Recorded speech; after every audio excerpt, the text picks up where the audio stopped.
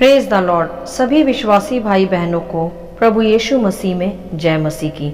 Bible शिक्षा channel पर आप सभी का स्वागत है। हमारे इस चैनल को देखने के लिए आप चैनल को सब्सक्राइब करें और बेल आइकन के ऑल बटन को ज़रूर दबाएं, तभी आपको हमारी आने वाली हर वीडियो का नोटिफिकेशन मिलता रहेगा। आज मैं आपके लिए बाइबल की पुस्तक से मुंह के शब्दों के सामर्थ्य के विषय एक गहरा अध्ययन लेकर आई हूँ, जो आज हम सभी विश्वासियों को सीखना आवश्यक है। तो चलिए भाइयों बहनों, हम वीडियो स्टार्ट करते हैं।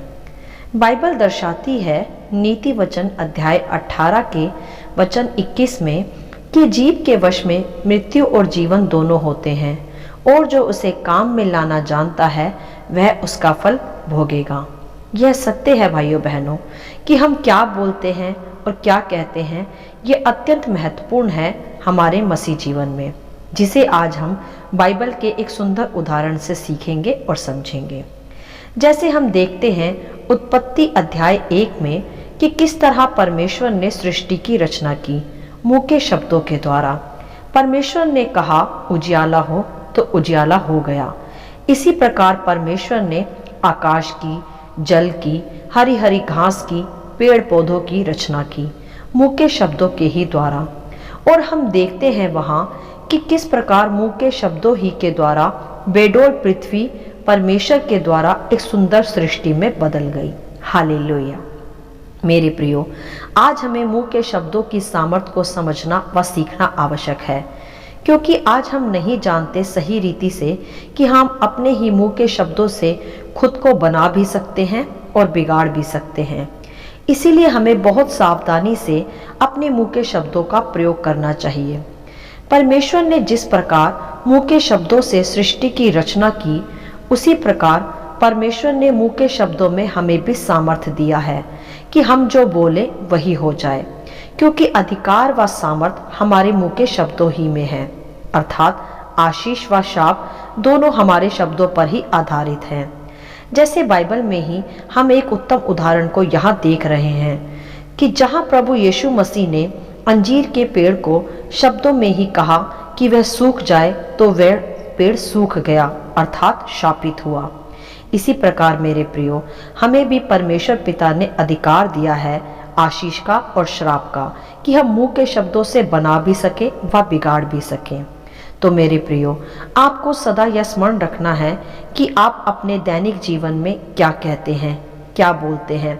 समस्याओं के समय आपके शब्दों की प्रतिक्रिया क्या होती है, क्योंकि बाइबल स्पष्ट करती है कि जो मन में होता है वही मुंह पर आता है, और फिर वही बिगाड़ता या बनाता है। आज हमें यही सीखना है कि हमें कैसे क्या बोलना चाहिए। मेरे प्रियो, जैसा परमेश्वर हमें सिखाते हैं कि परमेश्वर ने वहाँ पृथ्वी के बेडोल तत्वों को देखकर, जो सुनसान पड़ी थी और उसके गहरे जल के ऊपर अंधियारा था, तब परमेश्वर ने ऐसी दशा को देखकर क्रोध नहीं जताया, ना ही कुड़कुड़ाया, ना ही हताशा दिखाई, ना वे निराश हुए। परमेश्वर ने उन समस्याओं में, उन कठिनाइयों में, उन अंधकार की तराइयों में अपने शब्दों ही से जीवन फूंक दिया। वहाँ परमेश्वर ने यह नहीं कहा कि यह तो बहुत बड़ी समस्या है, हम कभी इस समस्या से छूट नहीं सकते, हम कभी इस उजड़ी हुई अवस्था को नहीं सुधार पाएंगे। नहीं, वरन वहाँ हम देख सकते हैं कि परमेश्वर उस बेडोल अवस्था की तरफ देखकर कहते हैं कि उजियाला हो जाए। अर्थात समझे यहाँ कि पहले वह अंधियारा था, तभी तो परमेश्वर ने कहा कि उजियाला हो जाए। अर्थात समस्या को देखकर, अंधियारे सी परिस्थिति को देखकर हमें हारना नहीं है, हताश नहीं होना, निराश नहीं होना, वरन वहाँ शब्दों को सकारात्मक रीति से उपयोग कर जीवन का आरंभ करना है। हालेलुया। आज परमेश्वर हमें सिखाते हैं मेरे प्रियो कि जब आप अपने आसपास समस्याओं को देखें, अंधियारे को देखें, पीड़ाओं को देखें, निराशाओं को देखें, उस समय परमेश्वर की आत्मा से और बुद्धिमानी के साथ जो दिख रहा है वह ना बोले। जो आप देखना चाहते हैं वही बोलना आरंभ करें। भविष्यवाणी के शब्दों की घोषणा करें, पॉजिटिव कन्फेशन करना आरंभ करें। तब आप देखेंगे अंधियारे में उजियाले को प्रकट होते हुए, और एक सुंदर सृष्टि आपके शब्दों के द्वारा निर्माणित हो जाएगी। हालेलुया। इसी प्रकार मेरे प्रियो, हम आगे बाइबल में एक अन्य उदाहरण को भी देखेंगे, जो कि है यहेजकेल की पुस्तक अध्याय 37 से, जहां हम देखते हैं कि वहां परमेश्वर का आत्मा यहेजकेल को सूखी तराइयों के बीच ले गया, जहां वह तराई हड्डियों से भरी हुई थी और उनमें जीवन कुछ न था। तब वहां भी हम देखते हैं परमेश्वर ने यहेजकेल को कहा कि इन हड्डियों से भविष्यवाणी करके कहे कि हे सूखी हड्डियों, परमेश्वर का वचन सुनो और जी उठो। और हम सब भली प्रकार उस अध्याय को जानते हैं कि जैसे जैसे यहेजकेल मुंह के शब्दों से कहता गया, वह हड्डियां जी उठी और उनमें सांस भी समा गई और वह एक सेना हो गई। हालेलुया। मेरे प्रियो, हम नहीं देखते वहां कि यहेजकेल ने हड्डियां देखकर कोई भी निराशा भरे शब्दों का इस्तेमाल किया या यह कहा कि ये हड्डियां अब कभी जी नहीं सकती। नहीं, वहां यहेजकेल ने ऐसा कुछ भी नहीं कहा, वरन उसने समस्याओं में भी, सूखी तराइयों में भी, मरी हुई अवस्थाओं में भी शब्दों से जीवन फूंक दिया और हड्डियां जी गई। हालेलुया। तो मेरे प्रियो, यह है शब्दों का सामर्थ, शब्दों का बल जो हमारे मुंह से निकलते हैं। बनाना और बिगाड़ना, आशीष व शाप, सब कुछ परमेश्वर ने हमारे मुंह के शब्दों में ही दिया है। और सत्य है यह कि जो इसे काम में लाना जानता है, वह इसका फल अवश्य भोगेगा। अब आपको यहाँ जांचना है व सीखना है कि आप कैसे शब्दों का प्रयोग करते हैं, जीवन के या मृत्यु के, आशा के या निराशा के।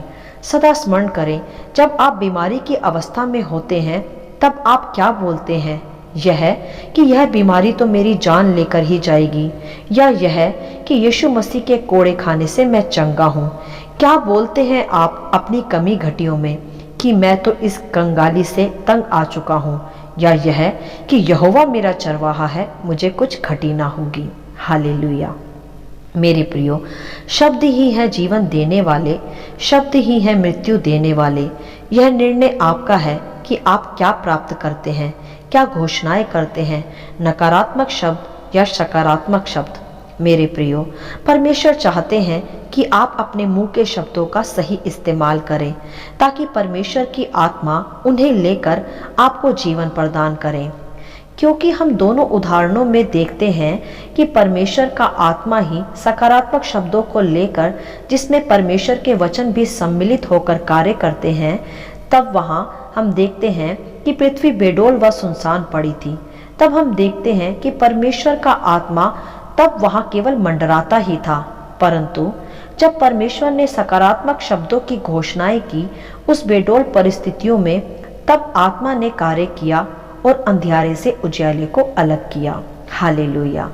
वैसे ही दूसरी ओर जब यहेजकेल हड्डियों से भरी तराइयों में था, तब आत्मा भी वहां था, परंतु जब यहेजकेल ने वचन को लेकर भविष्यवाणियां की, तब परमेश्वर का आत्मा एक्टिव हुआ और हड्डियों में जीवन आ गया। हालेलुया। उसी प्रकार मेरे प्रियो, जब आप समस्याओं में अपने मुंह से परमेश्वर के वचनों की घोषणाएं करते हैं, तब पवित्र आत्मा कार्यरत होता है। वहीं दूसरी ओर जब आप समस्याओं में नकारात्मक शब्दों का उपयोग करते हैं, तब शैतान का दूत कार्यरत होकर समस्याओं को और बढ़ा देता है। तो हमें आज यहाँ सीखना है यही गहरा भेद कि हमें कैसे अपने मुंह के शब्दों का इस्तेमाल करना है, नकारात्मक या सकारात्मक। मेरे प्रियो, परमेश्वर चाहता है कि आप उसके राज्य को स्थापित करने के लिए इस्तेमाल किए जाएं, और वह तभी संभव है जब आप मुंह के शब्दों में वचनों को सम्मिलित करेंगे। तभी आप लोगों के लिए व खुद के लिए भी आशीष बन पाएंगे। हर बेडोल परिस्थितियों में एक सुंदर सृष्टि को बना पाएंगे। हर सूखी हुई और मरी हुई तराइयों में जीवन को उत्पन्न कर पाएंगे। शब्दों में ही सामर्थ्य है। तो मेरे प्रियो, इसे सही रीति से सामर्थ्य के साथ, वचनों की सहभागिता के साथ प्रयोग करें। मुंह में सदा आशीष के शब्द ही बोलें, शाप के नहीं। जीवन की घोषणाएं करें, मृत्यु की नहीं। आपके चारों ओर की परिस्थितियां कैसी भी हो, परमेश्वर ने आपके मुंह के शब्दों में सामर्थ्य दिया है। जब आप अपना मुंह परमेश्वर के वचनों से भरकर खोलेंगे, तो आपकी हर एक बेडोल परिस्थिति हट जाएगी और वहां जीवन का निर्माण हो जाएगा। हर एक समस्या चली जाएगी और आशीष के मार्ग खुलते जाएंगे। तो मेरे प्रियो, अपने जीभ को सही शब्दों के लिए इस्तेमाल करें। आपके मुंह के शब्दों में जो सामर्थ्य परमेश्वर ने आपको दिया है, उसे सकारात्मक रीति से उपयोग करें, उसे जीवन की रीति से उपयोग करें। उत्तम घोषणाएं करें, आशीष ही दें, शाप नहीं। सदा भलाई ही मुंह से निकाले, पाप नहीं। हालेलुया। आशा करती हूँ इन वचनों का संक्षिप्त विवरण आप सभी को समझ में आया होगा। परमेश्वर इनके द्वारा आपको अपनी पवित्र आत्मा की सामर्थ्य से भरता जाए। यदि आप चाहते हैं कि दूसरे भी इसे सुनकर आशीष पाएं, तो आप दूसरों के साथ भी इसे शेयर कर सकते हैं, क्योंकि हमारे प्रभु यीशु मसीह की यही इच्छा है। आमीन and God bless you all.